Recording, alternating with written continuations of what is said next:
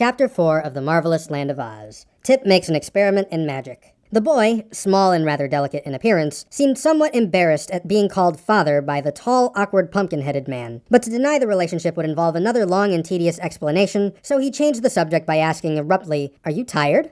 "Of course not," replied the other. "But," he continued after a pause, "it is quite certain I shall wear out my wooden joints if I keep on walking." Tip reflected, as they journeyed on, that this was true. He began to regret that he had not constructed the wooden limbs more carefully and substantially. Yet how could he ever have guessed that the man he had made merely to scare old Mombi with would be brought to life by means of a magical powder contained in an old pepper box? So he ceased to reproach himself, and began to think how he might yet remedy the deficiencies of Jack's weak joints. While thus engaged, they came to the edge of a wood, and the boy sat down to rest upon an old sawhorse that some woodcutter had left there. "Why don't you sit down?" he asked the Pumpkinhead. "Won't it strain my joints?" inquired the other. "Of course not. It'll rest them," declared the boy. So Jack tried to sit down, but as soon as he bent his joints farther than usual, they gave way altogether, and he came clattering to the ground with such a crash that Tip feared he was entirely ruined. He rushed to the man, lifted him to his feet, straightened his arms and legs, and felt of his head to see if by chance it had become cracked. But Jack seemed to be in pretty good shape, after all, and Tip said to him, "I guess you'd better remain standing hereafter. It seems the safest way." "Very well, dear father, just as you say," replied the smiling Jack, who had been in no wise confused by his tumble. Tip sat down again. Presently the Pumpkinhead asked, "What is that thing you are sitting on?" "Oh, this is a horse," replied the boy carelessly. "What is a horse?" demanded Jack. "A horse? Why, there are two kinds of horses," returned Tip, slightly puzzled how to explain. "One kind of horse is alive, and has 4 legs and a head and a tail, and people ride upon its back." "I understand," said Jack cheerfully. "That's the kind of horse you are now sitting on." "No, it isn't," answered Tip promptly. "Why not? That one has 4 legs and a head and a tail." Tip looked at the sawhorse more carefully and found that the Pumpkinhead was right. The body had been formed from a tree trunk, and a branch had been left sticking up at one end that looked very much like a tail. In the other end were 2 big knots that resembled eyes, and a place had been chopped away that might easily be mistaken for the horse's mouth. As for the legs, they were 4 straight limbs cut from trees and stuck fast into the body, being spread wide apart so that the sawhorse would stand firmly when a log was laid across it to be sawed. "This thing resembles a real horse more than I imagined," said Tip, trying to explain. "But a real horse is alive, and trots and prances and eats oats, while this is nothing more than a dead horse, made of wood, and used to saw logs upon." "If it were alive, wouldn't it trot and prance and eat oats?" inquired the Pumpkinhead. "It would trot and prance, perhaps, but it wouldn't eat oats," replied the boy, laughing at the idea. "And of course it can't ever be alive, because it is made of wood." "So am I," answered the man. Tip looked at him in surprise. "Why, so you are," he exclaimed. "And the magic powder that brought you to life is here in my pocket." He brought out the pepper box and eyed it curiously. "I wonder," said he, musingly, "if it would bring the sawhorse to life." "If it would," returned Jack calmly, for nothing seemed to surprise him, "I could ride on its back, and that would save my joints from wearing out." "I'll try it," cried the boy, jumping up. "But I wonder if I can remember the words old Mombi said, and the way she held her hands up." He thought it over for a minute, and as he had watched carefully from the hedge every motion of the old witch and listened to her words, he believed he could repeat exactly what she had said and done. So he began by sprinkling some of the magic powder of life from the pepper box upon the body of the sawhorse. Then he lifted his left hand, with his little finger pointing upward, and said, "Woof." "What does that mean, dear father?" asked Jack curiously. "I don't know," answered Tip. Then he lifted his right hand with his thumb pointing upward and said, "Tuch."